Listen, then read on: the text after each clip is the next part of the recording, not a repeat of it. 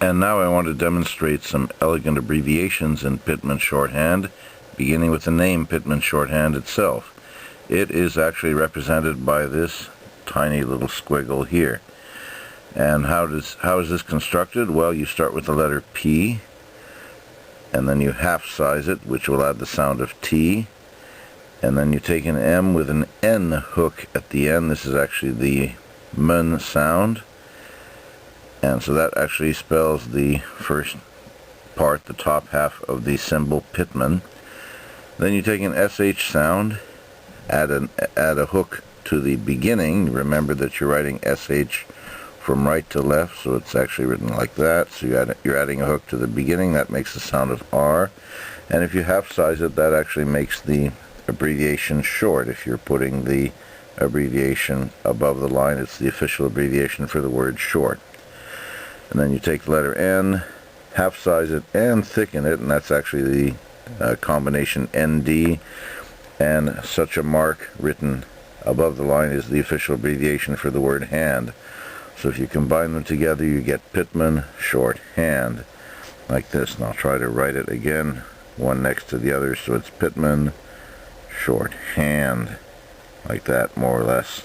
I'm holding the camera, I'm not so steady, but that's what it is. Next, here's the elegant abbreviation for the word computer.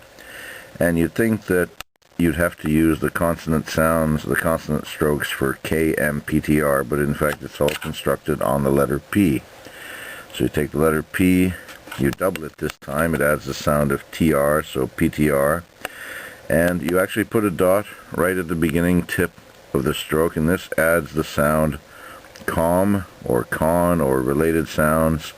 It only works if you put it on the very beginning tip of a stroke, not on the side, because that would be a vowel. And you also use the vowel sound U, which you attach to the very end of the double stroke. So written all together, that's going to make the word computer. It's written as fast as that, and of course you can make related words as well. So you can write computerization like this. In fact, that's the word computerization. It's like computer, but it adds the little S shun symbol here. So this is both the S loop and a shun hook, so it's actually pronounced computerization. Next we have the official abbreviation for according to, and you start with a K, add a hook to the beginning to make it KR, half size it, it'll actually make it the sound KRT or KRD, and this mark here, a half size KR hook, is the official abbreviation for according to. So here you have an example of a very long phrase written as a very short symbol in Pitman.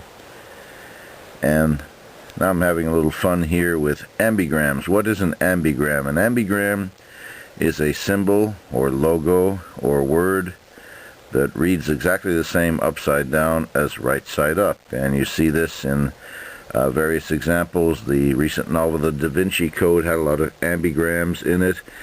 And also if you look at the title for the movie The Princess Bride, take a DVD of The Princess Bride, turn it upside down, it still reads The Princess Bride. And in Pitman you have a few such words. This is the word marine. It's the letter M. Big heavy dot here is an ah sound. This is the R, this is the N, and if you put a heavy dot in the third position here, that's E. So it spells marine. However, turn it upside down, and it still spells marine. And another example that I came up with without the vowels, if you don't show the vowels it works, is the city of Vancouver. Vancouver is written with a heavy curve here for the V, a little N hook at the end, straight across level stroke is K, then V, written this way reversed with a little R hook. That's actually a way to show a ver sound in Pitman, and it's pronounced Vancouver. Turn it around, however, it shows exactly the same thing. So those are a few rare examples of ambigrams in Pitman. One thing I should mention about abbreviations is that there were many hundreds of abbreviations in classical Pitman, but that created a lot of memory work for the student. For example, if you check the most sophisticated lists of abbreviations for court or government use, the strokes for DMR, for example, would also be the word administrator. So you just had to write that. That would be one entire big long word, administrator. It represented a huge savings of time, and so you could have hundreds of abbreviations to really save time on writing common governmental type words, but you paid a cost in as far as memory work was concerned, and you had to practice more and develop your memory more for these abbreviations. And similarly, two strokes for the sounds P and K could mean peculiar or peculiarity. The three strokes for Y, N, and then another N would actually be the word unanimous, or unanimously, or unanimity. So this was a feature of classical Pitman. The Pitman New Era method started in 1922. It was a revision with some improvements to the previous method, but it only lasted up until 1975. Why? All shorthand systems were starting to lose popularity. They were not being taken in school so much. People figured now that there were portable tape recorders, why bother? So in Pitman there was an attempt to simplify the system, do away with the memory load of all these different abbreviations, and teach something that was simplified and easier to learn. And they could do that, but it made the whole system less useful. You were less likely to reach the very top speeds needed for faster than speech writing, court reporting, and whatever.